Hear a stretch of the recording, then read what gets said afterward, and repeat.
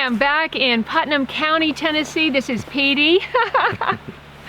Petey wants to be in the shot. Had to get in there, didn't you, Pete? All right, all right. With Daryl Locke, the bamboo guy that I met in April of this year when I came here, and we did 3 videos. We went morel hunting, and we also had a live stream from here. You ate bamboo shoots? And I ate bamboo shoots, which I have learned are very, very good and nutritious for you. We are back. We're going to check out what Daryl's been doing since April. He's made a lot of progress on the pond. Today is Thanksgiving Day. Happy Thanksgiving. Happy Thanksgiving. And we're going to take a look around, so stay with us.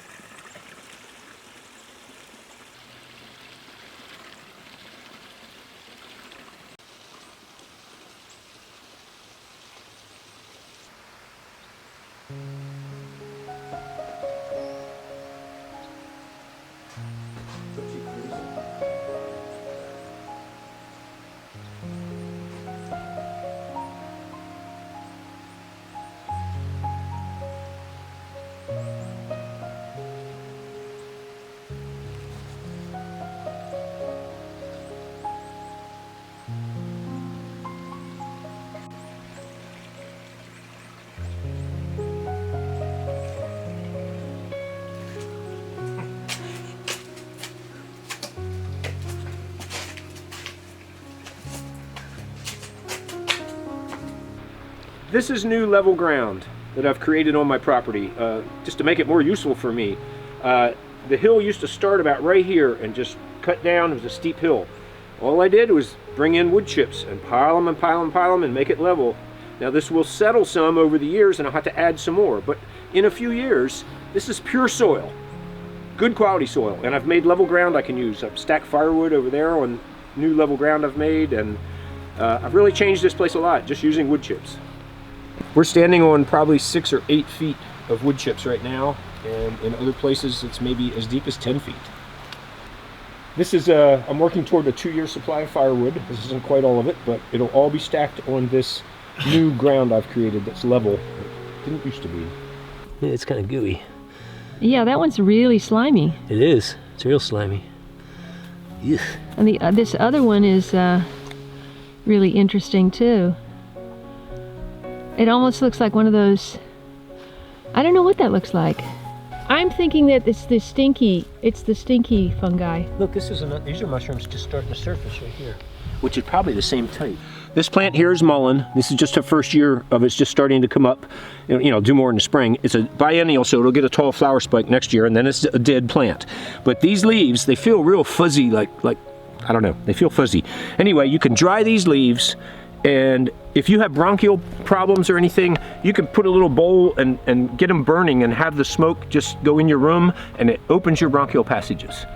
Ooh. And there's other medicinal uses for this. It's a very useful plant. Yeah, all of this behind me was broccoli. Beautiful big broccoli heads. I had a great crop here this fall. I ate every one of them.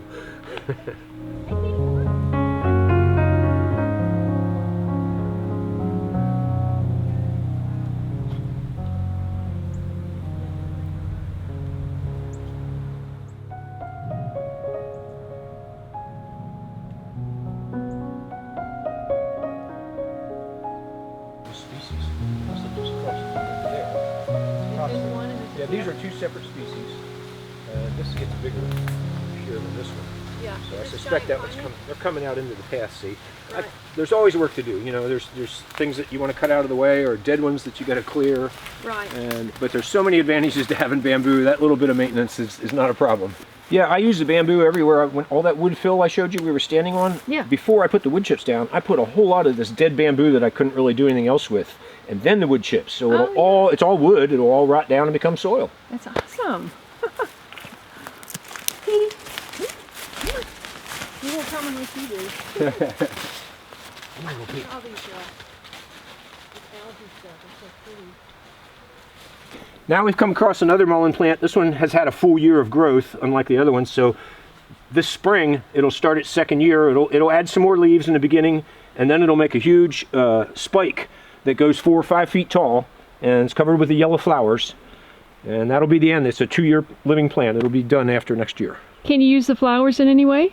Probably, but I don't know. Okay. It's such a useful medicinal plant. There's so many uses. I just remember the one about the bronchial clearing. These are a winter hardy banana, and here in Tennessee, even though we get freezing temperatures in the winter, of course it dies back up here. The frost killed this off, but the roots stay alive. And in the spring, this thing will come back. These get about 20 feet tall, and these two together, it's totally shady in here. And I set a table up here. It's a great place. You can't eat. There's no bananas. Right. These don't make edible bananas. I grow this just for the tropical look. And it does actually flower and start to make little bananas before the frost hits it. But even if it could finish, it's not an edible banana. But you said you made some money on these. I make a lot of money on these. Every spring, they send up so many new shoots. And I dig them up and pot them. And I sell them for between $10 and $20. You know, I made $600 the first year and $800 last year. I've only had these. This is my 3rd season. So this is a money-making crop. So Daryl saw my worm bin video, and of course he lost no time in creating his own, right? Yeah, I jumped right on it. Petey, come here. Because I realized something that Kaye doesn't really need to be concerned about in California, but this makes a big impact for me. Now these buckets here that I've got, this one, they have twist-off lids, and these are 6 gallons, so it goes down really deep. And to me, the cool thing for this is, see, here in Tennessee, once the freeze comes, once you get freezing temperatures, your composting process kind of ceases. Whereas here, burying your compost under the ground stays about 50 degrees all the time, so it's not going to be freezing. So I may still get composting action here through the winter, and the worms will be an added benefit. Right. But just the fact that this will keep my compost above freezing, that's a huge thing. These 6-gallon buckets were actually made to store food, and they have a seal up here, and these lids twist tight, and you know, you can make it airtight. Of course, now I've drilled holes in it. It's not gonna be, but great buckets to use. What do you got in there? All this greenery, that's stevia branches after I stripped the leaves off, and there's some old hickory nuts, and underneath that's a lot of kitchen scraps. But do you know if you have any worms in there? No, I don't think I do. I've looked yet. In fact, when I set these up, this was just a few days ago, I went to my compost pile and I dug down real deep, and I thought maybe I want to get some actual worms in there and get it started. Right. Could not find a single worm. They're down deep right now. Well, it took me a good while to get to this point, and that was the hard work behind me. Now the fun starts. This is the part I'm really into. My job is now to try to hide all of that rubber liner edging, you know, and it's going to all be, I'm starting out with these bricks just to get a nice level edge to work with.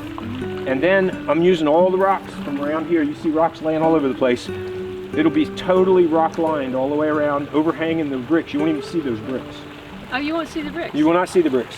So, you know, once I get that all covered, then I got lots of cool plantings, you know, ornamental grasses and real special. Well, I'm gonna try to make it look real tropical, you know, with banana plants, canna, castor bean has those great big leaves. I don't think you're familiar with that. That looks real tropical.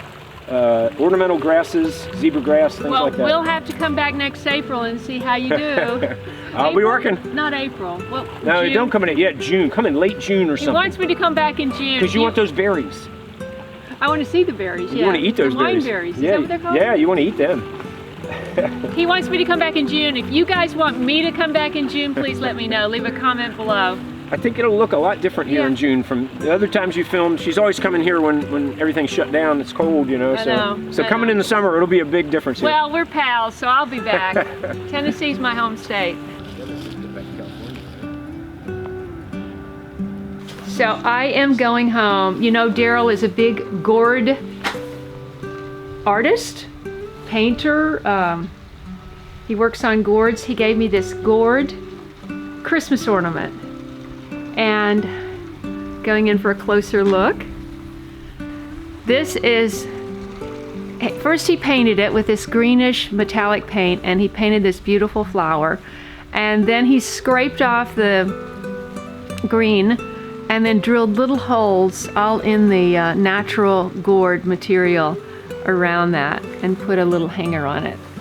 And I am taking that home, and I'm very, very humbled. I love it.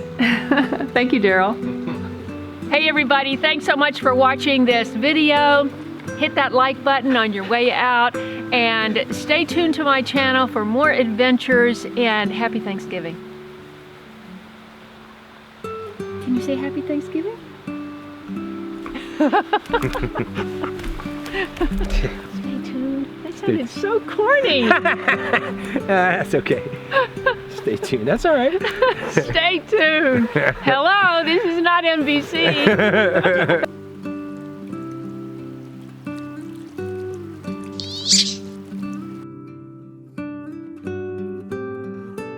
If you enjoyed this video, please watch these.